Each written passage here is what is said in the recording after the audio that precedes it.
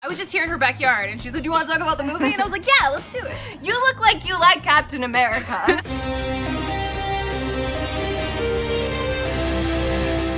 This is Whitney, and she runs a website called fangirly.com, which I will link to, and she does a podcast and writes a lot of really good stuff about pop culture, especially genre things.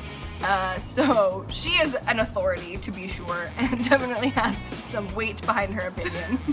Trust every word she says. Don't you forget it. So, we just got finished seeing Captain America Civil War again. It was my second time. It was also my second time. So, we knew what was coming, which I think is in some ways more fun. Yeah, I don't think it took anything away from my enjoyment. Yeah, like, I'm like ramping up for like the Queen's thing, like 20 frames early. I'm like, okay, it's coming. It's gonna happen. I can vouch for that. I was right there. Yeah, I was freaking out.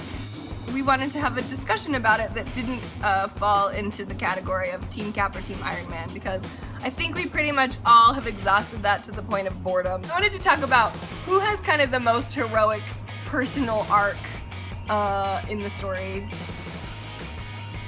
and we'll debate about it. Okay, listen, at the end of the day, it was a Captain America movie, so the hero of the movie was Captain America, ergo, he had the most heroic arc.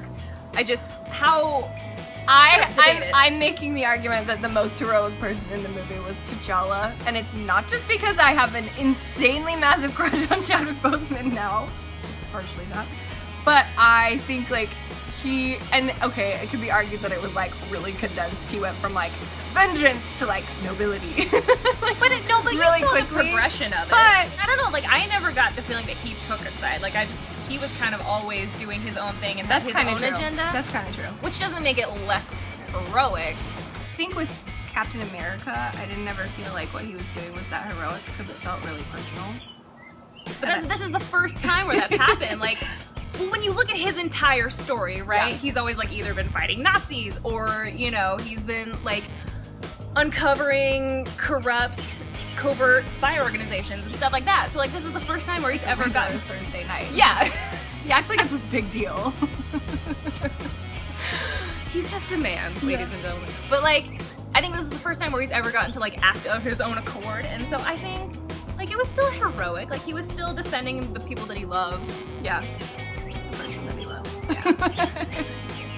Don't even get me started on that relationship. It was just a really hard time disagreeing. Yeah, with that face. Yeah, it's hard. Well, and then the whole, this situation.